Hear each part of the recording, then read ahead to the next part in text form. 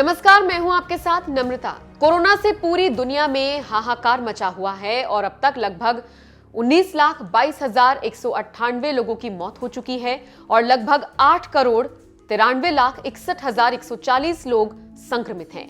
इसी बीच वैक्सीन को लेकर पूरी दुनिया में मारामारी है और कई जगहों पर कोरोना का टीका लगाने का काम जारी है। ऐसे में कई देश कोरोना को भगाने के लिए कुछ और भी उपाय कर रहे हैं, जैसे कि भारत कोरोना वैक्सीन के मोर्चे पर जल्द ही एक और अच्छी खबर देने वाला है।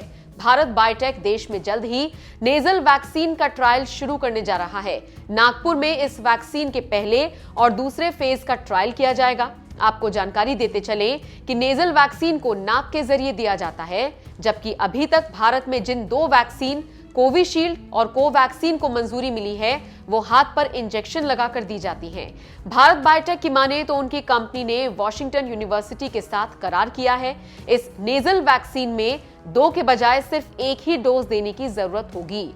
रिसर्च में पाया गया है कि ये काफी बेहतरीन ऑप्शन है। अगले 2 हफ्तों में नेजल कोवैक्सीन का ट्रायल शुरू कर दिया जाएगा। इसके लिए हमारे पास जरूरी सबूत हैं कि नाक से दी जाने वाली वैक्सीन इंजेक्शन वाली वैक्सीन से बेहतर है। भारत बायोटेक जल्द ही इस ट्रायल को लेकर DCGI के सामने प्रपोजल रखेगा।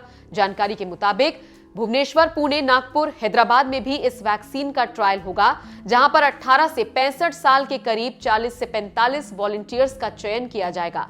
आपको जानकारी देते चले कि अभी तक जो भी वैक्सीन बाजार में आई है उसमें व्यक्ति के हाथ पर ही टीका लगाया जाता है, लेकिन नेजल वैक्सीन को नाक के जरिए ही दिया जाएगा। क्योंकि नाक से ही सबसे अधिक वायरस फैलने का खतरा रहता है, ऐसे में इस वैक्सीन के कारगर होने की ज्यादा संभावनाएं हैं। जानकारों की माने तो अगर इस तरह की वैक्सीन को मंजूरी मिलती है तो फिर कोरोना से लड़ाई में ये गेम चेंजर साबित होगी, क्योंकि जो इंजेक्शन लगाया जाता है उससे इंसान का सिर्फ निचला लंग ही सेफ हो पाता है, लेकिन अगर नाक के जरिए वैक्सीन दी जाती है तो उससे ऊपर और निचला लंग दोनों सेफ होने की संभावना है। तो आप समझ सकते हैं कि भारत कैसे दुनिया के साथ कदम मिलाकर चल रहा है और अगर ये सफल रहा तो दुनिया के लिए ये एक मील का पत्थर साबित होगा।